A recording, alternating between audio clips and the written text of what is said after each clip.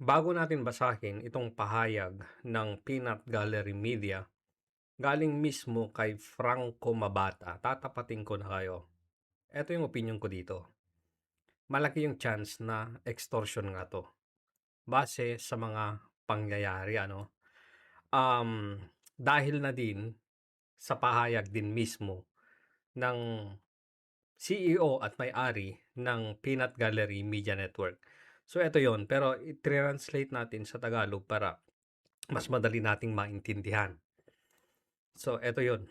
Ang sabi nila, kami ay inosente. Of course, lahat naman. Ito ay isang pakana laban sa amin. So set up lang daw to, no? Sa nakalipas na 5 buwan, wait lang. Sa nakalipas na 5 buwan, ang sabi ng NBI, nagsimula daw ito a year ago. According yan ha, sa press briefing or sa press con nila, matapos nilang mahuli itong grupo ni Franco Mabanta. Okay. So ang sinasabi ng PGM ni Franco, sa nakalipas lamang na 5 buwan, nagsagawa ang PGMN ng malalim, komprehensibo at masusing pananaliksik tungkol sa matinding pambansang korupsyon ni Martin Romualdez habang siya ay Speaker of the House. Doon pa lang hindi na nagtutugma. Ang sabi ng NBI, nagsimula a year ago. Hindi naman last year, a year ago naman. Ang sinasabi naman nila, nag-umpisa lang sila 5 buwan. Okay?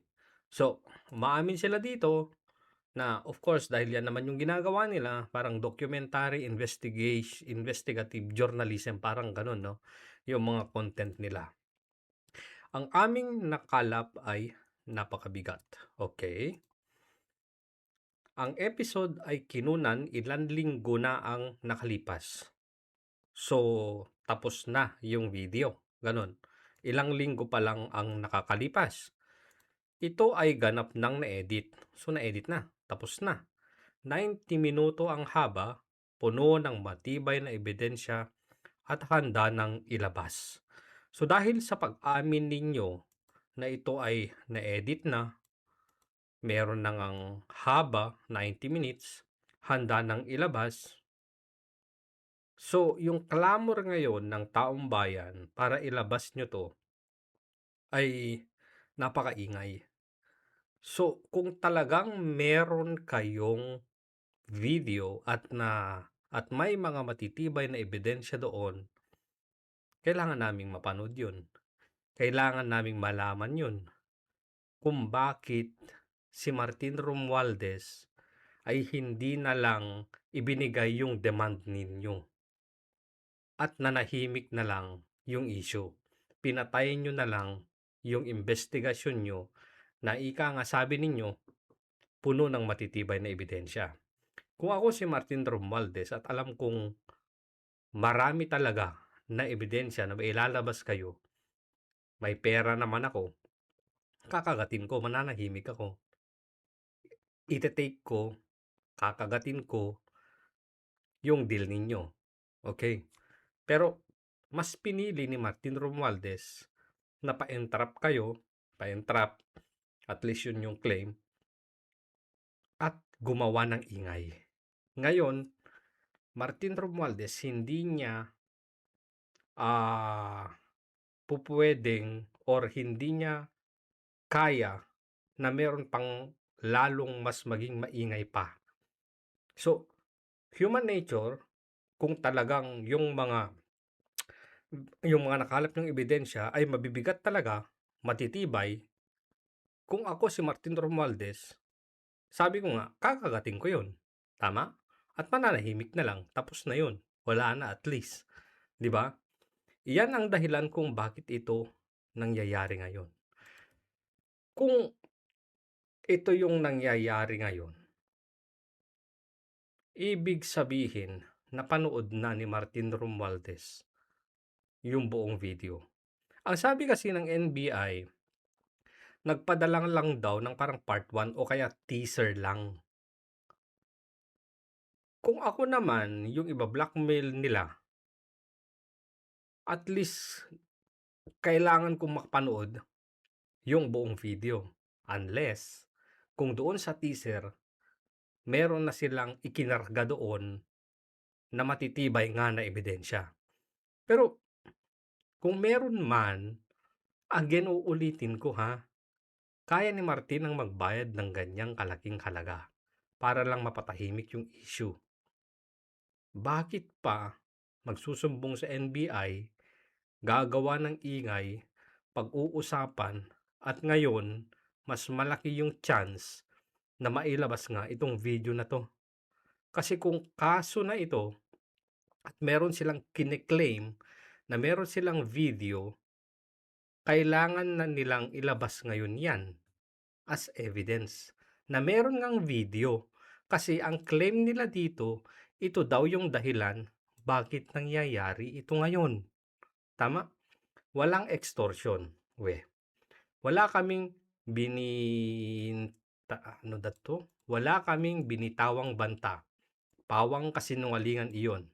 Isang panig lamang ang kwento ang ipinapakita bilang ebidensya. Wala kaming ginawang krimen at mapapatunayan namin iyan. Okay, hintayin namin. Kasi talagang kakasuhan kayo and wala kayong choice kundi sabihin yung panig ninyo na sa tingin ninyo yun yung katotohanan. At korte na ang magdedesisyon diyan. Ginawa ito ni Romualdez upang patahimikin kami. Bakit? Wait lang. Bakit pa gagawin ni Romualdez again ito kung gusto lang patahimikin kayo? Kayang-kaya naman niyang magbayad ng ganyang kalaking halaga. Again uulitin ko, bakit pa gagawa ng isang bagay na mas maging maingay nga itong usapin na ito kung pupwede naman palang patahimikin na lang kayo. Dahil ang timing ng paglabas ng aming expose ay maglalagay sa kanya sa alanganin.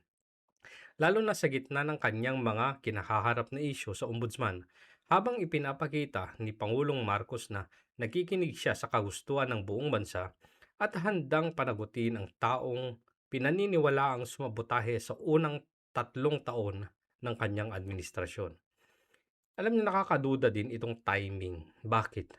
Kasi itong si Terry Ridon, 2-3 days ago, kung di ako nagkakamali, parang nagpapanukala siya na ang Kongreso o ang House of Representatives ay magdaos ng isang investigasyon patungkol sa di umanong mga fake news ng PGMN.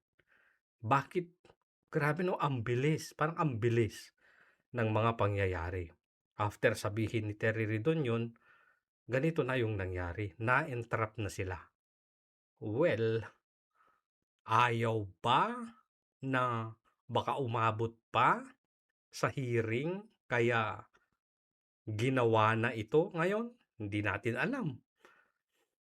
Ilang araw bago ang aming pag-aresto, paulit-ulit kaming binigyan ng babala ng pribado ng mga makapangyarihang kaibigang malapit sa amin na may totoong banta sa aming kaligtasan, na maaaring kami ay saktan o ipapatay ng mga hitman. Well, kailangan nyo patunayan yan. Claim nyo yan. Dinadagdagan nyo yung trabaho ninyo na patunayan na may mga taong nagbibigay sa inyo ng banta. Okay? Dahil dito, bago pa man ang pag-aresto, nagbigay ako ng malinaw at tiyak na utos na kung may mangyari kahit ano sa alinman sa amin, maging ito man ay nakamamatay o nakapipinsala, ang aming legal team at ang pinagkatiwalaang kaalyado ay dapat ilabas ang 90-minutong expose sa lahat ng pangunahing social media platform upang makita ng buong Pilipinas. Bakit may kondisyon na ganito? Na kung maging ito man ay bakit parang may kondisyon na kung may mangyari sa inyo, ilalabas ito? Parang ano yun? Advance? Advance masyado mag-isip? O baka kasi iniisip ninyo na baka magkabulilyaso yung operasyon ninyo sa pagkuha ng pera, maaresto kayo at kung ano-ano pa. Again, opinion ko lang 'to, ha. Eto this is wala-wala 'to, hindi walang katotohanan, hindi ito factual, hindi ito yung talagang nangyari, pero opinion lang, base lang sa mga nakikita, nababasa natin, nababalitaan natin, 'no. Kami sa PGMN ay matagal nang ipinagmamalaki ang pagtutok sa mga masasamang tao. Kahapon, ginawa namin ang mahirap na desisyon na harapin ang pinakamasahol sa kanila. At ngayon, narito kami. Kahapon, so parang bago ninyo ilabas, nagkaaregluhan, pumayag na sa deal ninyo, nagbigay kayo ng ultimatum. Ang daming mga tanong, na kung hindi nila kakagatin yung offer ninyo, ilalabas ninyo. Tapos may mga ganitong, may utos na kayo na kung may mangyari sa inyo, nakamamatay man o nakakapinsala, ay ilalabas, i-expose ang video na to sa mga social media. Grabe, umiikot yung utak ko sa kakaisip, Umu kung kung ito ang kapalit ng paggawa ng tama, handa akong tanggapin ito. Nais kong balikan ito ng aking 5 taong gulang at 2 taong gulang na mga anak balang araw at makita kung anong klaseng ama ang kanilang kinagisnan. Mahal na Martin, alam mo kung ano ang ginawa mo sa bansa. Alam namin kung ano ang ginawa mo sa bansa. At sana sa lalong madaling panahon, malaman na rin ito ng lahat. Franco Mabanta. Alam nyo, para sa akin, ilabas nyo yung video. At taong bayan na mismo ang maghusga. Marami kayong claim dito, Meron kayong mga matitibay na ebidensya. Diyan pa lang, saan ninyo kinuha yung mga ebidensya? Ano-ano yung mga ebidensyang hawak ninyo? At dumating kayo sa punto na ganito, na yung claim ninyo ay na-set up kayo. Iniisip ko, paano kaya isinet up ni Martin Romualdez to? So, kung pumunta siya sa NBI, sigurado na merong mga ipinakita si Martin Romualdez na mga communications sa kanya, na meron ngang nag-e-extort sa kanya. Kasi yun yung claim, At alisin natin yung politika muna sa side ng NBI, na ginawa nila yung trabaho nila dahil meron silang ebidensyang pinagbatayan. Ito kasi problema. Yung NBI kasi, itong mga nakalipas na buwan, nagiging masyadong defensive o protective sa administrasyon kay Pangulong Bongbong Marcos at sa mga kaalyado nito. Isipin ninyo dun sa nangyari sa 18 ex-Marines, 18 brave, na sa halip na tanggapin yung mga affidavit at kung ano-ano pa, ang dami-dami nilang mga nire-request na dapat gawin. Kailangan isa-isa, individual, ang affidavit, blah, blah, blah, blah, blah, blah. Dahil ang mai-implicate dito ay marami. Kabilang si Martin Romualdez, kabilang din si Pangulong Bongbong Marcos doon. At marami pang mga malalaking tao na pinangalanan nila na tumatanggap ng basura o maleta na puno ng pera. Anyway, again, hindi nagbabago yung opinion ko, yung pananaw ko, base na rin sa mga nakikita ko na malaki yung chance na may extortion nga na nangyari ito. Parang one time, big time to, di ba?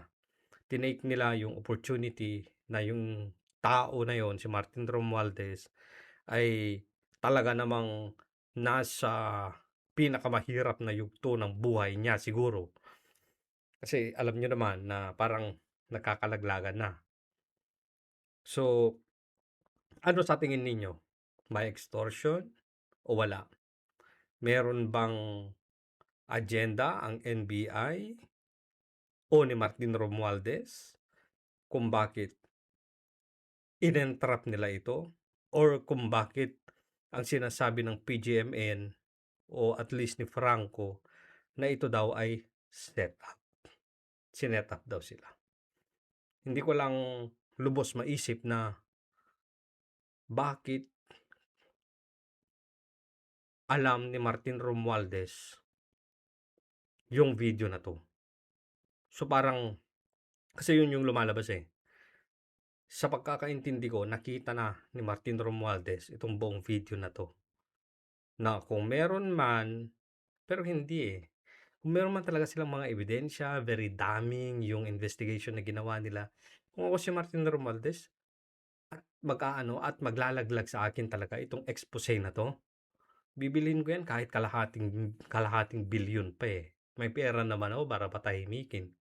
Why not, di ba? Pero, teka lang, Gusep. Naka-freeze yung mga accounts ni Martin Romualdez. Naka-freeze yung mga nasa bangko siguro. Pero hindi natin alam. Baka naman meron siyang bodega ng pera din. Meron siyang mga vaults, di ba? Hindi rin natin alam. At saka, hindi naman nila ibabangko lahat yan. Alam naman natin yan. Hindi naman tayo pinanganak kahapon. Kasi pag binangko nila yan, may ano pa, matitrace pa eh, di ba? So anyway, ano ba ang husga nyo dito, guys? Inosente ba yung grupo ni Franco Mabanta? Ginigipit lang sila? At ang ayaw ko dito, yung parang pinabalabas nila na sinisikil sila sa parte kung sa karapatan nila sa press freedom o sa kalayaan para magsalita. Pero parang, ewan ko lang, hindi ko and anyway, siguro mas marami pang mga informasyon ang lalabas at ang pinakahihintay at ang hinihintay ng taong bayan ay yung 90-minute na video. Sabihin natin na totoo nga na nag-extort kayo. Pero makakabawi kayo at medyo mababawasan yung perception ng taong bayan na kayo ay nang extort kung ilalabas ninyo yung video na to. Kasi sabi naman ninyo kung ilalabas ito, may nautusan ka na ilalabas ito kung kayo ay malagay sa alanganin, which is nasa alanganin nga talaga kayo ngayon na po pwedeng makapinsala sa inyo, kamatayan man ito, nandyan na kayo eh. Medyo alanganin yung sitwasyon ninyo. So, kami nananawagan, taong bayan. At hindi lang kami, marami. Kahit yung mga politiko, kahit sino pa, na ilabas na ninyo yung video. Parang awan nyo na. Inaabangan namin yan.